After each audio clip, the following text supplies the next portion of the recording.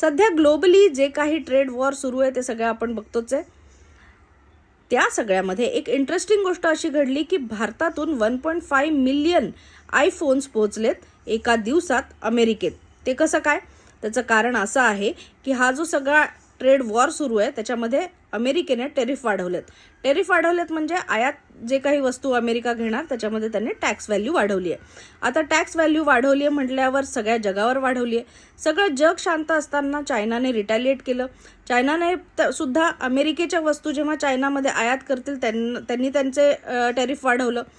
हे टेरिफ वाढता वाढता दोघांकडून इतकं झालं की अमेरिकेने 145% 145% टेरिफ लावलं गेलं चायनाचे प्रोडक्ट्स जेव्हा अमेरिकेत येतील त्यांच्यासाठी. या सगळ्यामध्ये झालं काय? अमेरिकेने आणखी एक घोषणा केली, ती म्हणजे बाकी देशांसाठी हे टेरिफ जे आहेत ते 90 दिवसांसाठी स्थगित केलं जाईल. म्हणजे साधारण 3 महिन्यांसाठी हे बाकीच्या देशांसाठी स्थगित केलं जाईल.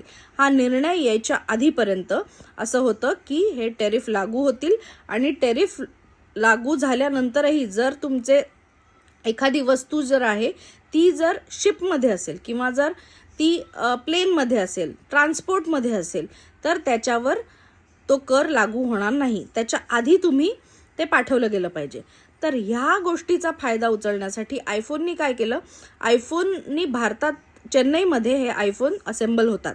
आता तिथल्या लोकांना, तिथल्या कंपनीला सूचना दिल्या, तिथल्या लोकांनी कामगार वाढवले, जास्तीचे कामगार त्याच्यामध्ये लावले, जास्तीचे इंजिनियर्स लावले, जास्तीचे शिपमेंट्सची त्यांनी अरेंजमेंट केली आणि ह्या सगळ्यामध्ये 6